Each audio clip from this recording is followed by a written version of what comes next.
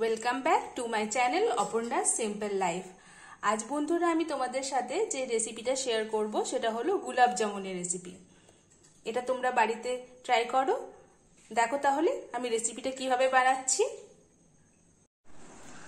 তাহলে দেখে নাও আজকে এই গুলাব জামুন বানাতে আমার কি কি উপকরণ লাগছে। প্রথমে আমি এখানে এক বাটি গুঁড়ো দুধ নিয়ে রেখেছি, এক বাটি চিনি রেখেছি, আর লাগবে আমার ঘি, আর আমি দুধ রেখেছি একটুখানি রুম টেম্পারেচারে। দেখবো দুধটা যতটা লাগবে ততটাই ইউজ করব। এখানে দুটো আমি এলাচ একটু গুঁড়ো করে রেখেছি, এক চামচ ময়দা রেখেছি, আর দুটো এলাচ আমি মুখটা ফাটিয়ে রেখেছি। আর আমার লাগবে বেকিং পাউডার আর গোলাপ জল।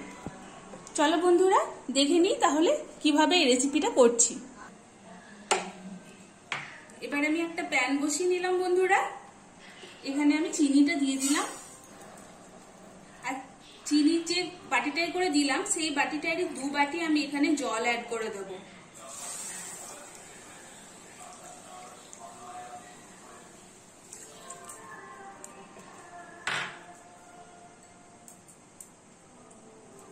এলাচ দুটো দিয়ে দিলাম।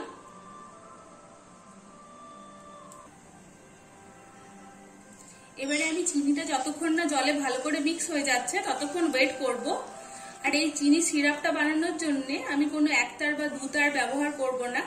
জাস্ট এটা ভালো করে চিনিটা এর মধ্যে ডিজলভ হয়ে গেলেই আমি এটাকে সাইড করে রেখে দেব।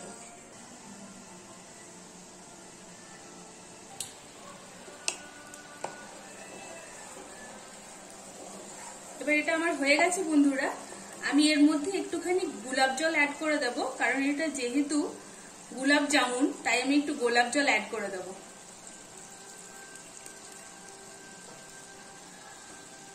দেখতেই পাচ্ছ এখানে আমি কোনো একতার বা দুতার এরকম কিছু করলাম না। জাস্ট এটাকে আমি চিনিটা ভালো করে ডিজলভ হওয়া পর্যন্ত অপেক্ষা করলাম। এবারে আমি এটাকে সাইডে রেখে দেব। এটাকে আমি রেখে দিলাম। এবার আমি বন্ধুরা এই গুঁড়ো দুধটা একটা বড় বাটির মধ্যে নিয়ে নিলাম।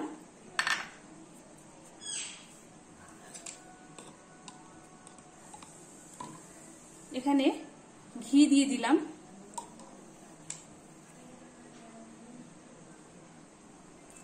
এবার আমি এটাকে ভালো করে মিক্স করব।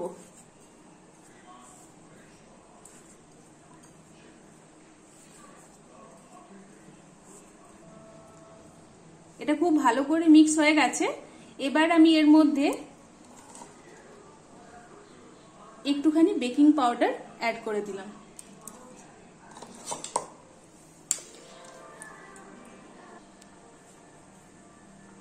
ময়দাটা দিয়ে দিলাম।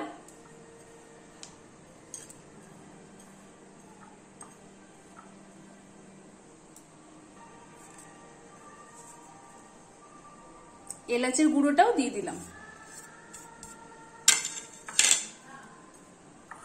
এবার আমি এর মধ্যে একটু করে দুধ দেব।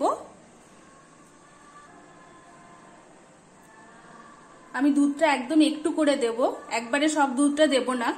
যতটা লাগবে আমার ততটা ব্যবহার করব। একটুখানি দুধ দিয়ে এটাকে ভালো করে মেখে নেব।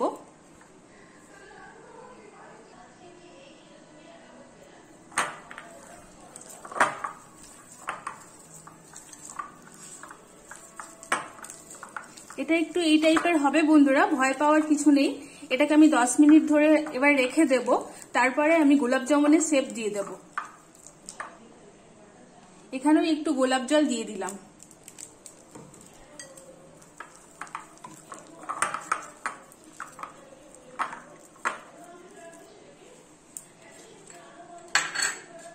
এবার এটাকে আমি 10 মিনিট ঢেকে রেখে দেবো। 10 মিনিট পরে ফিরে এলাম বন্ধুরা। আমি ভালো করে একটু হাতের মধ্যে ঘি বুলিয়ে নিলাম। এবার আমি ভালো করে এগুলো গোলাপ জামুনের শেপ দিয়ে নেব। দেখো এটা কি সুন্দর হয়ে গেছে। তোমরা যেরকম সাইজ করতে চাও সেরকম করতে পারো। আর একটা জিনিস খেয়াল রাখবে যেন এর মধ্যে কোনো রকম ক্র্যাক না থাকে, তা না হলে মিষ্টিটা ভাজার সময় ফেটে যাবে, তখন ওটা ভালো লাগবে না দেখতে। তাই তোমরা চেষ্টা করবে এটা যেন একদম খুব স্মুথ একটা হয়, বলটা যেন খুব স্মুথ হয়, কোনো ক্র্যাক না থাকে এর মধ্যে। এইভাবে আমি বাকিগুলো সব করে নেব।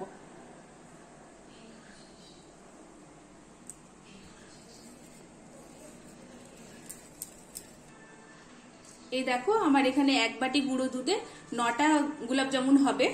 এবার আমি এটাকে একটা প্যানের মধ্যে তেল গরম করব আর এগুলোকে গোল্ডেন ব্রাউন করে ভেজে নেব।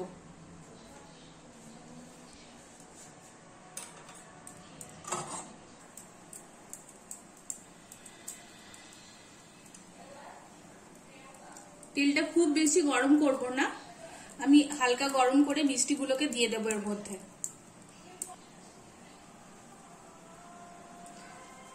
আমার তেলটা হালকা গরম হয়ে গেছে বন্ধুরা, আমি এর মধ্যে মিষ্টিগুলো দিয়ে দেব। আর প্রথমে নাড়াচাড়া করব না, এটাকে আমি জাস্ট এর মধ্যে দিয়ে রেখে দেব।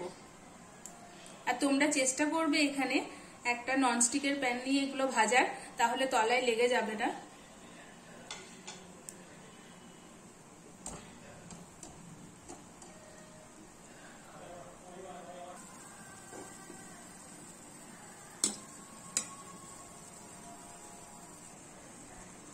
দেখো বন্ধুরা, এটা কি সুন্দর একটা কালার হয়ে গেছে, গোল্ডেন ব্রাউন কালার হয়ে গেছে। এবার আমি এগুলোকে তুলে নেব।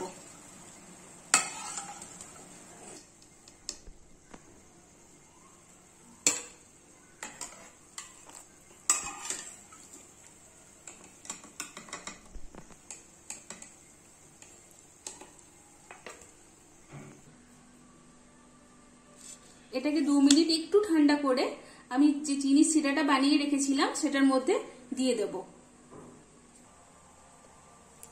এবার যখন মিষ্টিগুলো এরকম হাতে ধরার মতো অবস্থায় চলে আসবে, তখন আমি চিনি সিরাটাকে আরেকবার গরম করতে দিয়ে দিয়েছিলাম, এটার মধ্যে সব মিষ্টিগুলোকে দিয়ে দেব। তারপর এটাকে আমি 5 মিনিট ঢেকে দেব। এই পর্যায়ে কিন্তু আর একবারও আমি খুলবো না এটাকে।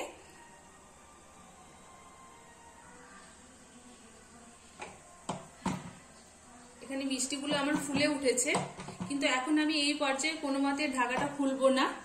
এটাকে এইভাবে আরো 20-25 মিনিট আমি গ্যাসটা বন্ধ করে রেখে দেবো। তারপরে আমি তোমাদের দেখাচ্ছি কি রকম হলো মিষ্টিটা। 20 মিনিট পর ফিরে এলাম বন্ধুরা। দেখো আমার গোলাপ জামুন খুব সুন্দর হয়ে গেছে, এটা একদম রেডি হয়ে গেছে। এবার এটাকে আমি সার্ভ করে দেবো।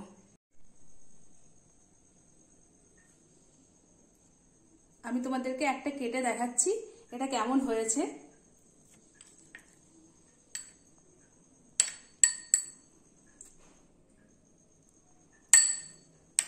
দেখতেই পাচ্ছ ভেতরটা কত সুন্দর হয়েছে এবং পুরো রস এর মধ্যে ঢুকে গেছে। তো তোমরাও এইভাবে বাড়িতে বানিয়ে নাও, খুব ভালো এটা হবে। এই যে বন্ধুরা, গোলাপ জামুনটা কি সুন্দর হয়েছে তোমরা দেখতে পাচ্ছ। তোমাদের যদি রেসিপিটা ভালো লাগে তাহলে বন্ধুদের সাথে শেয়ার করো, লাইক করে দিও, আর আমার চ্যানেলটাকে সাবস্ক্রাইব করে দিও, আর আমার পাশে থেকো। আর কমেন্টে অবশ্যই আমাকে জানিও যে তোমাদের রেসিপিটা কেমন লেগেছে।